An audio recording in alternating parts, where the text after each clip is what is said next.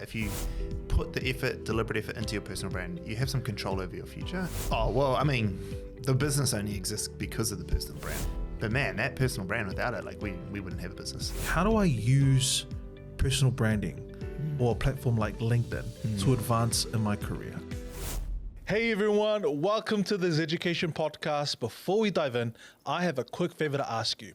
If you enjoy this show and get value from it, help us grow by sharing it. Send it to a friend, post it on social media, and don't forget to follow or subscribe on your favorite podcast platform.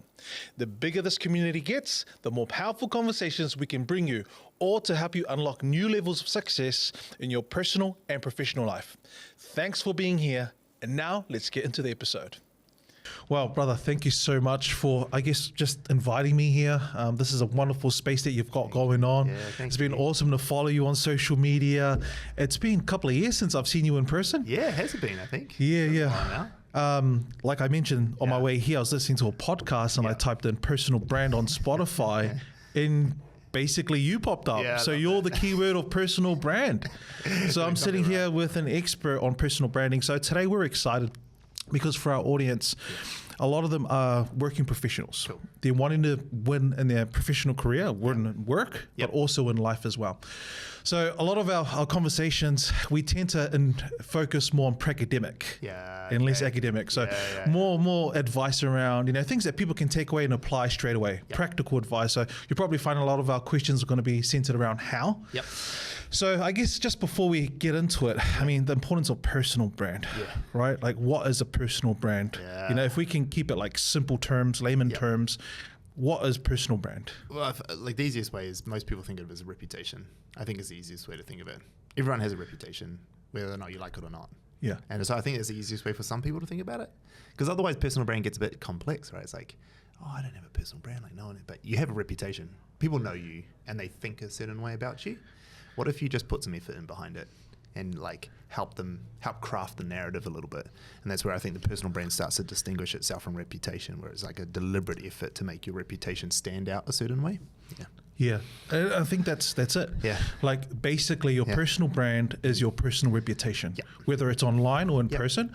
But I've also heard two sides of that, right? Like it's what people think and feel about you. That's your personal brand. It's what they think of you. It's not what you think of yourself. Exactly. But then on the other side of that, it's what you choose. You can control that narrative. You can influence how people perceive you.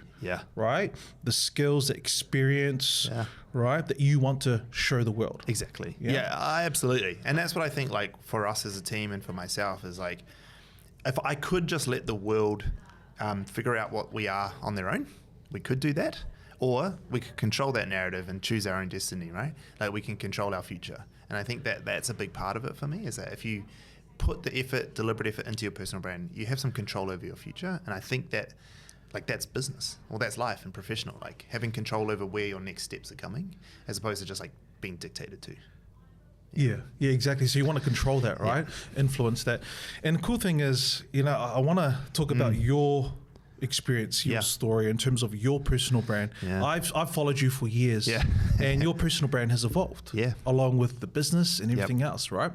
So within 6 years, I believe, or over 6 years, we're into our 6th year now. A multi-million-dollar business. Your team has grown. It's just massive, right? It's awesome. Tell us about your personal brand and how that's helped open doors for you. Like, tell our audience about the benefits of having a personal brand. Oh, well, I mean, the business only exists because of the personal brand, right? Like a lot of people today will see the attention seeker social media, they'll see the newsletter, they'll see the shows that we created, the podcasts. But at the end of the day, it was all built off my personal brand originally, all of it. And one thing I'd say to people, like they look at our team now of 35 staff, and I was like, we were at 12 or 13, I think, before we even put a post on TikTok. It was all from my LinkedIn personal brand. So we'd built up a business, a 7-figure business, that could afford to have 12, 13 staff on hand, all from my personal brand on LinkedIn. And I think that that's the thing that surprises a lot of people. They're like, but I mean, how did you do that? And I was like, well, I just showed up every day, did the same thing every day, kept posting about who I was, my leadership style, my business journey, all these sorts of things, which I still do today, really. It's evolved, but I'm still doing leadership posts. I'm still doing posts about my team. I'm still talking about my journey, the ups and downs of building a business. So nothing's really changed about the story, just evolved in the way I tell it because I've gotten better at doing it. But man, that personal brand, without it, like we wouldn't have a business. We wouldn't have a business. That personal brand enabled me the platform to then hire the rest of the team who helped us expand the business, right? And then we were able to get into TikTok and Instagram and hire people like Connor and Joni and other people who could help us get into other media formats and build brand as well. So your personal brand has pretty much opened doors for you. Yep. Right? All of them. Open doors for you. Yeah. I mean, like I can imagine like early days, speaking entrepreneur to entrepreneur, sometimes going out there looking for business. But I think I listened to one podcast, and one of the philosophies or things that you believe in is if, personal branding can help make things easier. Yeah. Oh, absolutely. Like if you think about like, if someone comes and knocks on your door and you don't know who they are, you're going to be like, oh, you're right. Like, what do you need? Or, oh, are you trying to sell me something? Blah, blah, blah. But if like you know who I am, you watch all my content, I knock on the door, be like, oh my God, like, hey Stanley, like what are you doing here? Come on in. You want a coffee? Like what response do you want when you go knocking on the door? And that's definitely what happens to me. Like nowadays when I typically ask someone like, hey, you want to catch up for a coffee? They of course they say yes, but often at times they're like, oh, thank you. Yeah, I would love to meet with you. You know what I mean? And that's not to say like I'm some big important person. It's just because I've been building my brand for so long. People have this relationship with me now through social media and whatnot that they think they know me really well. And they do because I share everything. But it enables them to have trust, right? We had a new client start recently, and she'd been following me literally since like November 2019 when I first started putting posts. She's watched the whole journey. And she said to me when she started, and she signed on and we gave her the cost and everything, she's like, I don't know why, but I wholeheartedly trust you. I would walk to the ends of the earth with you, Stan, do whatever you ask me to do. I know I shouldn't, but I just trust you for some reason. I trust all of you. And I think that's the powerful piece. That's what opens doors, because people trust you. They don't see you as a threat. They see you as like, oh, you're some trustworthy person. I know you. I know your team. I know your business. I know your wife. I know everything. Come on in. And I think that's the real important part. I love that. And I can speak from experience. I mean, since I've known you, early days, I've probably only like in person only a few times, a handful of times. Yeah.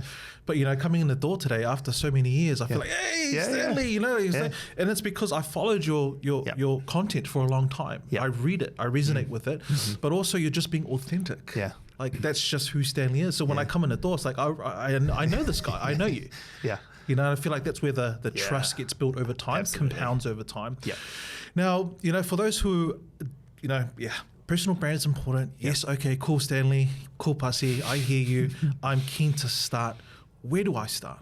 How do I start? That's a real good question. And I think that it is very dependent on where you are in life and what you're doing. But I think more than anything, if I was to say, if you're saying start, we're assuming that you haven't done any intentional personal brand growth, right? So we'll start from that place. You just exist. You got a reputation. Honestly, I actually think the best place to start a personal brand is to network. I think it's go out and meet people. I think that's like a novelty in today's world, right? Like everyone's online. Everyone's meeting people online and then doing that. And I wholeheartedly believe in content. I'm a social media agency. Like I love it. But I still think if you're at the beginning stages of that, how can you get out and meet real people?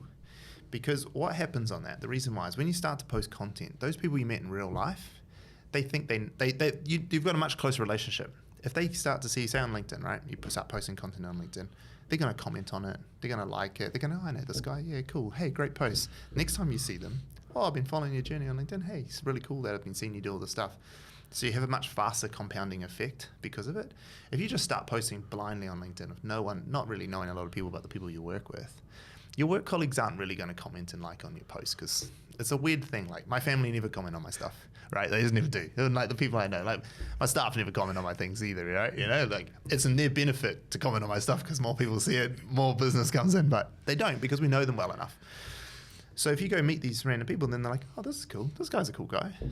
Maybe I should comment. So my first step for everyone is go network some more. And network's not as scary as you think it is. Like we both know, we've been to plenty of networking, the two of us. It's a really important thing. So just get out, find some communities. It can be as simple as going to the local rugby game on the weekend. Just network there. Just go watch the rugby, watch your local team play, and meet some of the other people there, right? So that's my first thing. The second thing is starting to post on content on the internet. And a lot of people are like, oh, what's the best content I can do? And to be honest, the best content you can do is the one you can consistently do to start with. That's all that matters. Like, don't worry about it going viral at the beginning. Don't worry about that. Like, it can. There are ways to do that. But if you knew how to do that, you'd already be doing it. So you wouldn't be listening to this podcast. You'd just be doing it, right? So my advice then is to write. I would do written content. The reason I always encourage people to write, my team as well, even the videographers in my team, I learn how to write. Because when you learn how to write, you learn how to articulate story really well. It's a really good skill. It's one of the most powerful skills I think humans can have, is to learn how to write. So I would do little small written posts, follow a real simple structure, a beginning, a middle, and end, a setup, a conflict, a resolution, and all your content, and just get in the habit of doing it every day. It doesn't have to be big. Just something that happened to you the day before, something that happened that week. Make it real. Like, people might be like, oh, no one really cares about my story. Doesn't matter if they don't care. That's not the point. The point is just to show up every day, learn, and then what will happen over time is you'll start to see, oh, my audience really responds when I talk about my team. Okay, let's do more of that. No, I can change it this way. So if I just did those two things to start with, mate, you will I did that for 6 months straight when I got back to New Zealand. I hadn't been in New Zealand for 12 years, right? And I just went and networked a whole lot, and I wrote content every single day. And literally, when lockdown happened, my business just took off. I started to actually sell and do a thing, and I started to bring business in the door. And that's literally from that, March 2020 to March 2021, we went from just me to 7 of us in that time, because I just done all that work, just building a brand for 6 months. Yeah, I love that. That's really simple. I think that's advice people can just go and apply straight away. Just start there, go and network with people, and definitely have a LinkedIn account. I would say, because for me, that's the digital business card. I don't carry any business cards anymore. So when I go out to network with people, be like, hey, got a business card? No, are you on LinkedIn? It's like, yep, cool. Pull out your thing. Exactly. Yeah, it's like, yep, add me, right? And that's what I love about that is even after that networking event, you staying connected, and then posting regularly, on LinkedIn. Especially, you're going to be more visible. Exactly. Top of mind. Exactly. And again, that's part of building trust, right? It's not just what happens at the event, it's what happens after. And that's where the beauty of LinkedIn and investing.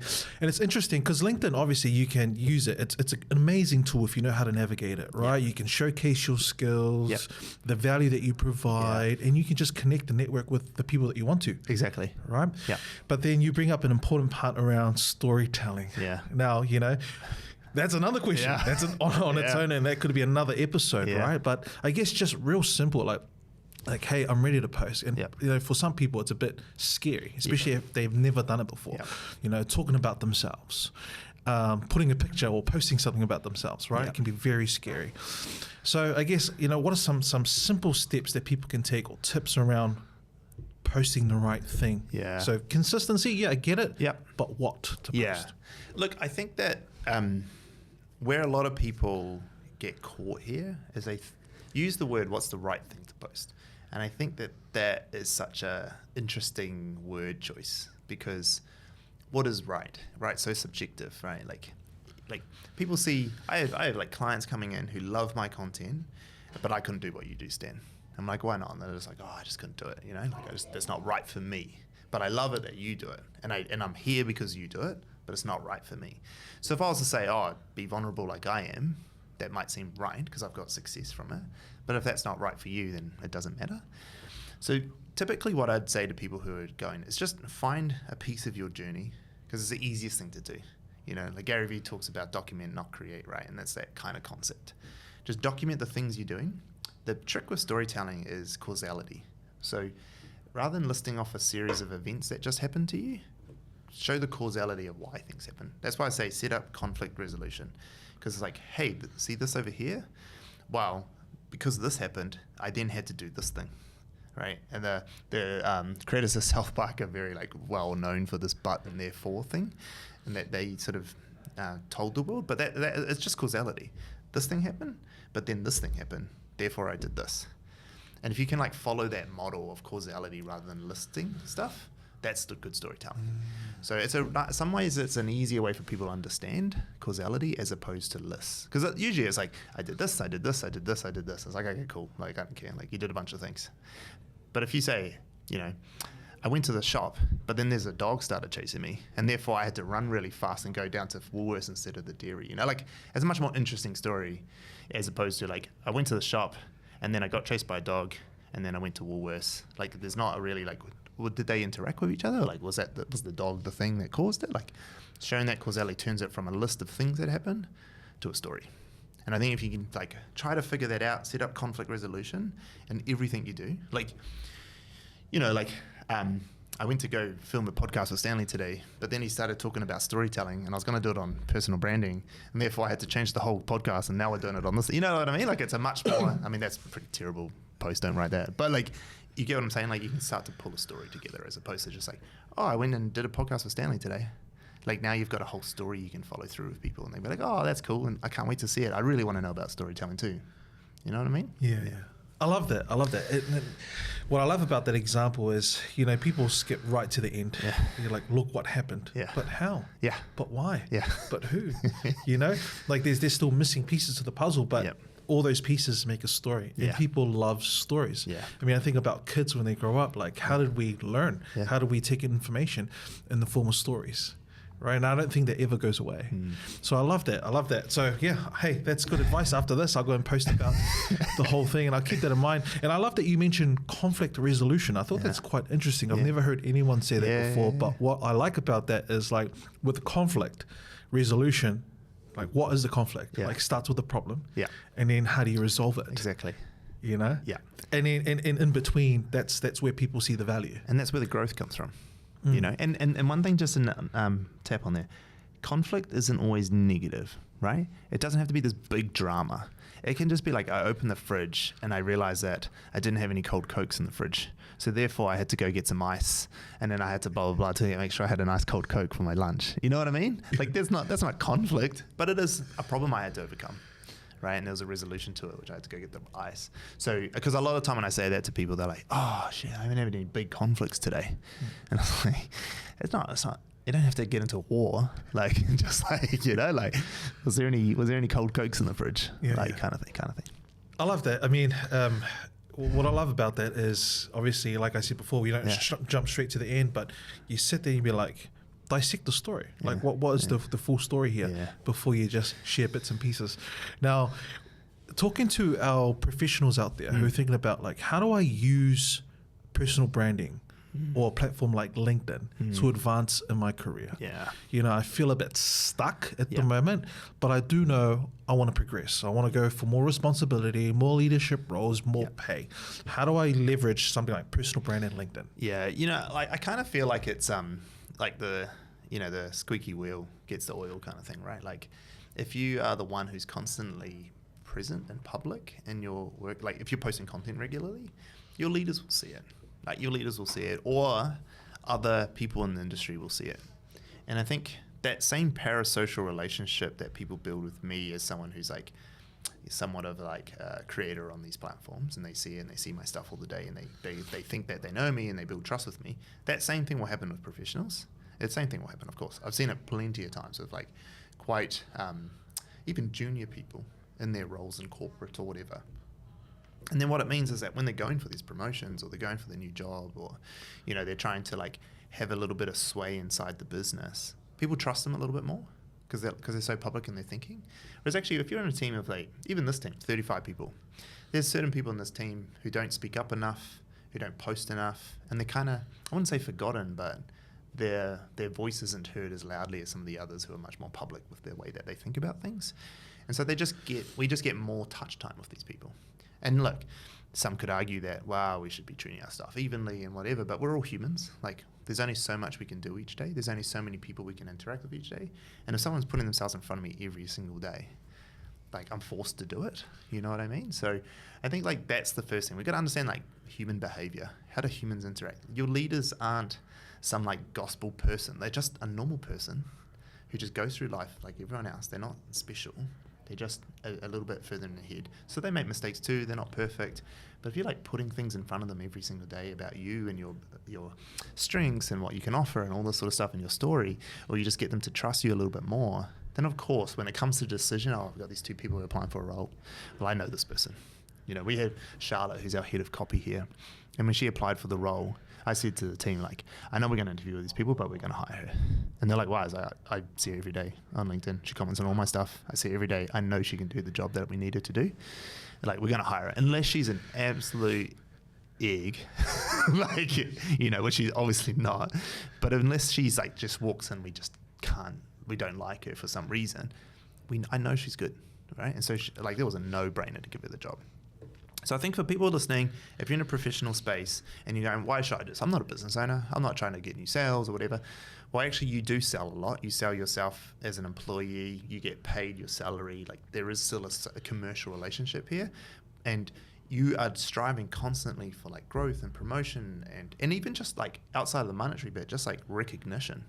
Just like your leaders recognizing you and your values sometimes enough. Some people aren't like career hungry, but they just want the recognition for the work that they do. So if you're constantly putting that work out, like your leader's going to go, man, you're awesome. Like, well done, like great work and stuff like that, right? So it's just about that recognition, trust building, your ability to like climb the ranks, get new jobs. You might want a new job. You might not want to stay with your employer, sorry. If you're an employer listening, I'm sorry. But that's just the way of the world. So I think there's almost more reasons for employees to do it than there are for employers. And I think the reason for that is employers have the ability to use their company brand to grow themselves. Like I can use the attention seeker to do that, but as an employee, you don't have that option. And I think that if you're an employer listening, you should 100% get your employees to do it. And you should encourage this behavior because it not only shows you're a great company to work for, because look at what you help your staff do, but that's now 20, 100, 300 voices talking about your business constantly. There's no reason not to do it. I understand it's hard, but if you're out there trying to like grow your career and do something, like you're silly not to do this. Yeah. Well, you brought up a great example. Yeah. You put on your employer hat and you said, look, during the hiring, looking for someone, this is a person. The team's like, why? Because the personal brand. Yeah. They always show up. They're always visible. Not just that. And the thing that I've learned about that is personal brand is not this passive thing that you just post it and hope for the best. It's you're constantly engaging with other people. Coming back to what you said before, how you started is networking. Yep. That's how you build your personal brand. Yep. Is networking. Network online, engage with people. So if you see an employer that you want to work for, like, hey, follow them. Comment on their stuff. Engage with them. That's just going to add to your personal brand bank. Absolutely. Right? That's what Charlotte did. That's what Charlotte did. And I love that. Yeah. I guess the other side that we also have to acknowledge is things that we have to be mindful of when we're putting our personal brand out there or, posting, because we put it out there for the world to see. And it's a double-edged sword. Right?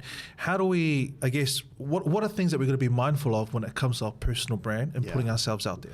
Yeah, I think if you're someone who doesn't want to cause friction inside of this and you want to have a pretty neutral brand, which is fine. Like, you've got to understand the consequences of that like bigger conflicts create more engagement and whatnot. It's a path you can take. Not everyone has to. But if you're going to do that, I think there's like 3 taboo topics that always sort of get people in trouble, and that's politics, religion, and money. They always hurt everyone if you start it, because people have such strong opinions about those 3 topics. And so if I was especially an employee, I would never post about that sort of stuff. I would never do it, because your employer now has like a really easy way of saying, hey, we really don't like this. If you do it again, like that's termination or whatever it is. And that's because people don't like negativity most of the time. Brands and companies really don't like it. So if you're going to start doing this process, you got to understand that your employer's probably going to go, look, I can't have you pumping out stuff about Trump all day long, negative or positive about him. I can't have that. It's a reflection of us as a brand. So you just can't do it. And so that would be the first 3 things I stay away from. The other thing that I think is really important, though, is don't speak about a guy once taught me that, like, you speak from a place of a scar, not of a wound. And that is to say that don't speak from something that still hurts, that's still healing. Speak of it once you have healed from it, it's scarred over, and you've got learnings and takeaways from it. Because if you do it from a wound, you're actually just whinging. And no one likes people who are whinging. They don't really respect people who whinge. People might jump on the bandwagon and whinge with you, fine. But actually, the people who don't feel the same, which is the majority of them, they will just look at you quite like, okay, you're just having a whinge, like, what value are you really adding? You're just throwing noise into the world. But if you talk about it from a scar, like this thing happened over here and was really hurtful, or like a big conflict, but this is how I've grown from it. This is what I've learned and how I've healed. Now you're offering real value to the people who are going through that at the moment. And I do that a lot. You'll see like the mistakes I made in the business. But I'm not in those mistakes right now. I've healed from them. They're scars now. I've grown from it, and this is my fix, and I've told you my solution to it. So now people are like, oh man, I really resonate with this. I'm going through it at the moment. Cool. I see what Stan did to get through it. Maybe I could learn a little bit from that as well. So I think, like, you know, money, politics, religion, always like hard topics to navigate, especially as an employee. And also speak from a scar, not a wound. Yeah. I love that. Speak from a scar, not a wound. Yeah. A scar, obviously it's healed over, but there's a story behind that. Yeah. Right? And I love that. Stay away from those three things. Yeah. Try and avoid those things. Yeah. Politics, religion, and money. Yeah. Right? Mm-hmm. Yeah. No one likes anybody who whinges. Yeah. I think that's great advice, and people need to be mindful of that. Yeah. As we draw closer to the end of the podcast, you know, one thing that our audience loves is examples and case studies. Yeah. Now, you don't have to mention names and numbers, but do you have any success stories that you could share around someone who has leveraged their personal brand and how much it's done for them? Oh, absolutely. Like we got plenty of clients who've been with us for years now, and they wouldn't mind me talking like Andy and Drew. But I'll talk about Drew because I was just with him last week, so his story's top of mind. But so Drew came to us, and he was a part owner in an education company out of the US who taught transactionalism. And anyway, he needed to build his brand. He was the main salesperson for the business. And we helped him slowly over time just build a real solid personal brand on LinkedIn to help him with coffee dates, right? Help him connect with people and get out there and meet people. Anyway, he did that for about 3 years with us, and it went really well, and he was a top salesperson. He was bringing in 90% of the business for this business, right? And we're talking like a business of 20 staff, and he was bringing 90% of the business for them. They were based out of LA, and actually most of their business was coming from New Zealand, where he was based. And so, anyway, that was good. He then decided he wanted to change direction in life, and he wanted to go out on his own. So he still owns a business, but he's decided, I'm going to step out, do my own thing. And the reason he wanted that is that he wanted some financial freedom for himself, because his old job was good, and he was a part owner, but like it was still a small number, and he was making like okay money, but he knew he could make a lot more if he went and did private coaching for stress-related stuff. So we made a plan of him. He had built this already good base for it, and we went out and we launched this new product. And we're into like the second year of it now. And look, he would be doing, he probably doesn't want to share me everything, but he's in the late six figures a year as a single person doing coaching. You know, like he's doing good money. And that was not because of anything except that the people that we'd built in his platform for a long time trusted him. He's a trusted person who knows, expert at his field. And when he decided, hey, I'm going to do this thing one-on-one with you, are you interested? They were like, mate, I've been waiting for this. Because they didn't want to do the education program from like, these are high-flying execs who, you know, they can't do a 4-hour-a-week training program for 26 weeks. They're like, no, I want one-on-one with you. I want you to fix my specific problems. Those people can pay a lot more money, and we're paying them what they were paying for the 6-month training program, they're paying them monthly now. Wow. You know, so it's that kind of idea. And that's just like absolutely gave him freedom. He bought a $2 million house down in Queenstown that he's talked about publicly a lot. He's like now lives down there with his husband, and they're having a great life, and everything's going awesome for them. All because they just he had a base that took him 3 years to build, but that's not that long in a career. 3 years is nothing to be able to then take that, and he's built a life for life from it. I love that. That's a powerful story of someone who has all these experience, wrapped the personal brand around it, or he's had a personal brand for a long time, but leverage, things like LinkedIn and that to help get to where he is today. And I think that's a powerful example for our audience out there around the power of personal branding. Absolutely. Whatever experience, background, doesn't matter how old you are, if you're ready to leave, go off on your own, like personal branding can help you get out there. Absolutely. I love that. Look, my brother, you've been so generous with your time and just sharing your insights. We're much better for it. You are someone that I definitely look up to. Oh, thank you. Like I said, I've followed you for a long time now, and I'm so proud to see the growth that you've achieved, but it's come from a good place as well. You're doing the right things for the right reasons as well. And I look up to you in many ways. If there's anyone, like I said before, that is a great example of someone who leverages their personal brand, it's definitely you. Now, before we wrap this up, one final question. Big takeaway from our conversation today for our audience, what would that be? I guess it's just jumping and getting consistent of it. Like, it's what I always say to people. Just start, be consistent, and you've got a few techniques around storytelling now to try out and some networking opportunities, but just get consistent and do it. Awesome. Thank you so much. Cool. There you go, Stanley Henry. Thank you. Cheers, buddy. Awesome, brother. Awesome. And that's a wrap for today's episode. If this conversation gave you something valuable, do me a favor, share it with someone who needs to hear it. And if you haven't already, hit the follow or subscribe so you never miss an episode. This show is all about helping you unleash your greatness, and the more we grow, the more we can bring you content that truly makes an impact. Thanks for being part of the Education Podcast. Let's keep pushing forward, and I'll see you next time.